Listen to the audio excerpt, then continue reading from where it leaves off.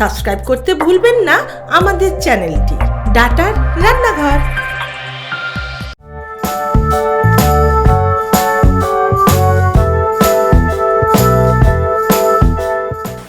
শাক বাজেনি, উড়ে দেয়নি কেউ, খুশির জোয়ারে ভেসে যায়নি বাড়ি ঘর উঠোন।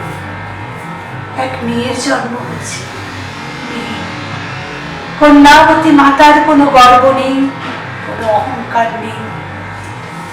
ছেলে জন্মালে যেটা হতে পারত অনায়াসে, তাই শাক বাজেনি, উড়ে দেয়নি কেউ।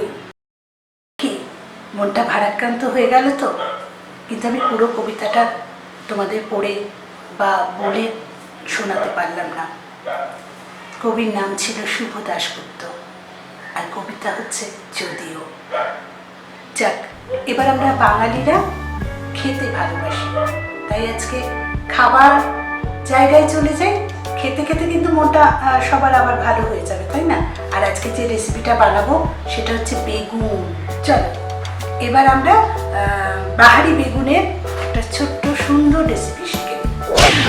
করতে লাগছে বেগুন, অবশ্যই তার চেয়ে জিরের গুঁড়ো, ধনের গুঁড়ো, এটা হচ্ছে ঝাল যে লঙ্কাটা আমরা গুঁড়োটা ইউজ করি সেই লঙ্কা, এটা হচ্ছে কাশ্মীরি লঙ্কা, নুন, টক দই, কাসুরি মেথি, চিনি, আর গার্নিশিংয়ের জন্য লাগছে কাঁচা লঙ্কা। আর সর্ষের তেল দিয়ে তো রান্না হচ্ছে। তাহলে এবার রান্নায় চলে যাই, হাসি খুশি মনে রান্নাটা করে ফেলি। আগে তেল দিয়ে দিচ্ছি, সর্ষের তেলে রান্না হবে। তেলটা গরম হতে হতে আমি বেগুনটার মধ্যে একটু নুন হলুদ মাখিয়ে নেব। কিন্তু জানেন তো, বেগুন ভাজার জন্য তেল কিন্তু বেশি গরম করতে নেই, এটা বোধহয় সবাই জানেন। তাহলে ভালো হয়, বেগুন ভাজাটাও ভালো হয়, তেলটাও একটু কম লাগে।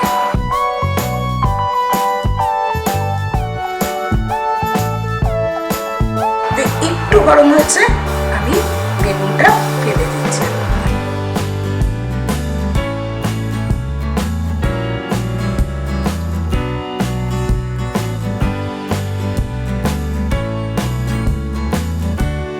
বেগুনটা কিন্তু ভাজবো ছাকা তেলে। বেগুন ভাজার পর্ব শেষ।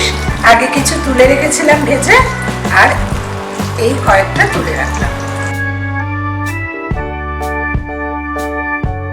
এই রান্নাটা আমি কোনো ফোড়ন ইউজ করছি না, শুধু একটু কাঁচা লঙ্কা চিড়ে আছে যেটা, সেটাই শুধু দিয়ে দিলাম।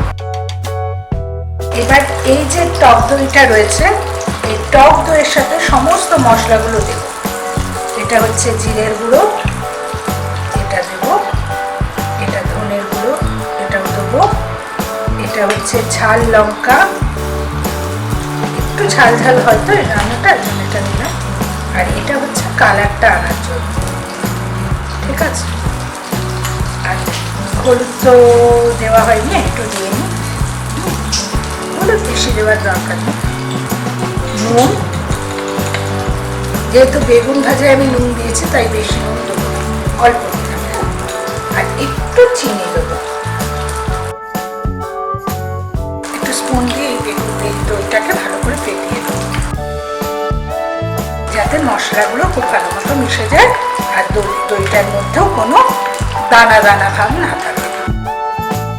এবার এই দইটা এটার মধ্যে দিয়ে দেবো।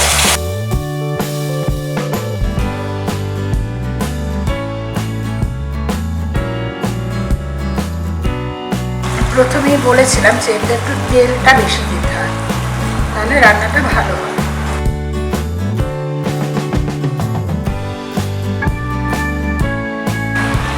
তেল ছেড়ে আসছে দইয়ের গা দিয়ে।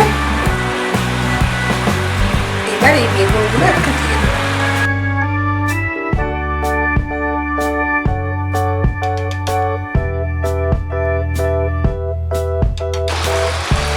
এই বেগুনটার মধ্যে একটু মশলাগুলো যতক্ষণ না ঢুকছে ততক্ষণ আমি আঁচটাকে আরেকটু কমিয়ে দেবো,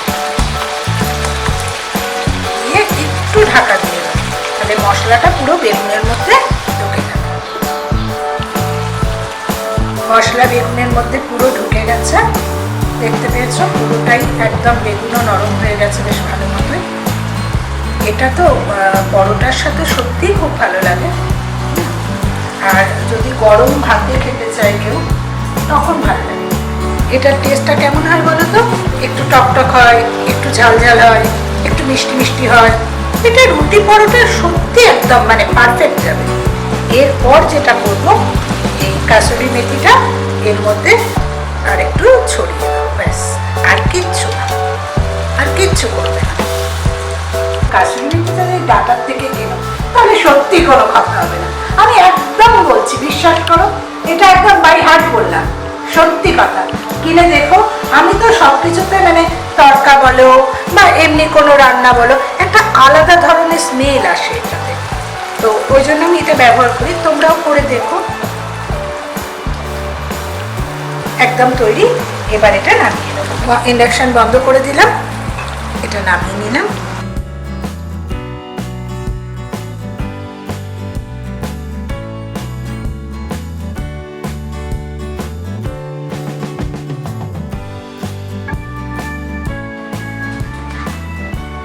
আমার রান্না তো কমপ্লিট। এবার তোমাদের পালা খেয়ে বলা কেমন হয়েছে।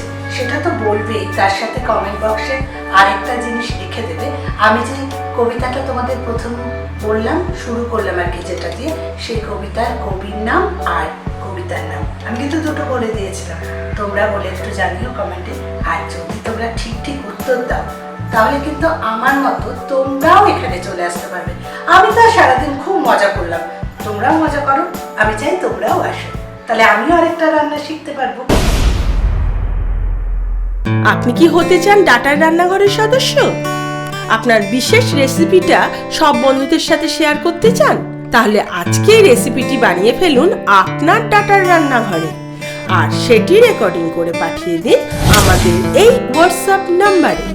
আমাদের বিচারকদের সিদ্ধান্তে যদি তা গ্রহণযোগ্য হয় তাহলে অবশ্যই পরের পর্বে ডাটার রান্নাঘরে পাবেন আপনার তৈরি করা রেসিপিটা।